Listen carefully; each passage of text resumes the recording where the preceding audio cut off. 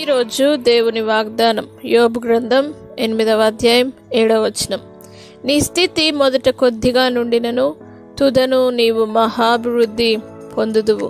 నా ప్రియ సహోదరులారా, దేవుడు ఈరోజు మీతో వాగ్దానం చేస్తూ ఉన్నాడు.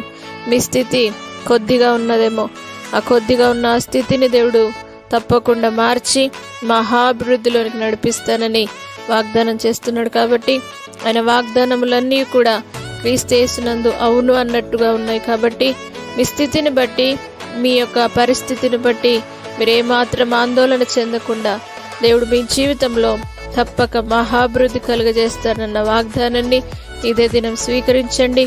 అభివృద్ధిలోనికి నడిపించే దేవుని యొద్దకు రండి. మీ స్థితిని మార్చి దేవుని యొద్దకు రండి. తప్పక దేవుడు మీ జీవితంలో మహాభివృద్ధి కలుగజేసి ఆశీర్వదించునుగాక. ప్రార్థన. పరిశుద్ధుడా, నమ్మదగిన దేవా, ఎంతమంది అయితే వారి స్థితిని బట్టి మా జీవితంలో మేమేమి లేని స్థితిలో ఉన్నామని, మమ్మల్ని ఎవరు లెక్క చేయట్లేదని వారు బాధపడుతున్న స్థితిలో ఉన్నారేమో, వారి స్థితిని బట్టి ఎవరు చూసుకోకుండా దేవా, వారు నిన్ను కలిగి ఉన్నామన్న గొప్ప ధైర్యముతో ముందుకు సాగుటకు సహాయం చేయండి.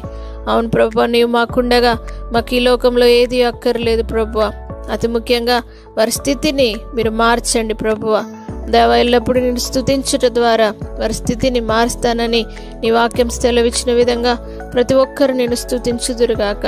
దేవ, వారి స్థితి కొద్దిగా ఉండినను సరే మీరు మహాభివృద్ధి కలుగజేసి ఆశీర్వదించి అంచెలంచెలుగా విస్తరింపజేసి నీ కృపలో భద్రపరచుమని యేసు పరిశుద్ధ నామంను బట్టి అడిగి వేడుకుంటున్నాము తండ్రి. ఆమేన్.